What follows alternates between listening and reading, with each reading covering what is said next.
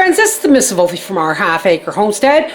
Well, you said you wanted to see how one of my freezer lasagnas cooked up, so let's do that.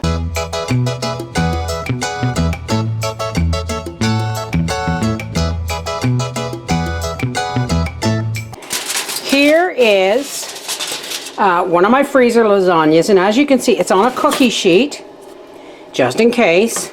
I have folded up the edge of the lasagna pan so that the aluminum foil will not sit directly on the food. And now I'm going to foil it. This is not a tight foil covering. It is tented up. Why? Just because I want to give it a chance to cook through, and then I can just easily pop this right off after the fact and let the top brown up. So into a 350-degree oven, this goes for about 45 minutes.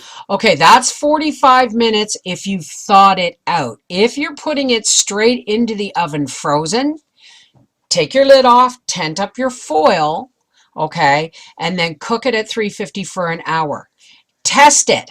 If it is still cool in the center, use your own judgment. Do it for another half hour or not. But for the last 10 minutes, when you think it's cooked, take the foil off and put it back in for another 10 minutes to brown up the top. Looks good. Looks good. I know which piece he's going to take. I was thinking that, yeah.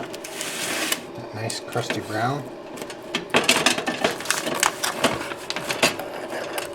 Oh, it all come out nice. Not bad. Well, we let it sit for a little bit. Yeah. Green stuff. That's the cottage cheese layer. And you know what? You're going to have to check the bottom of your portion for parchment paper. I see that right there. Yeah. It's not the first time I've eaten parchment paper. Tell the maid the stovetop's a mess. Why, the new maid hasn't quite got into gear yet. Okay, well, it's going to be hot. And it is.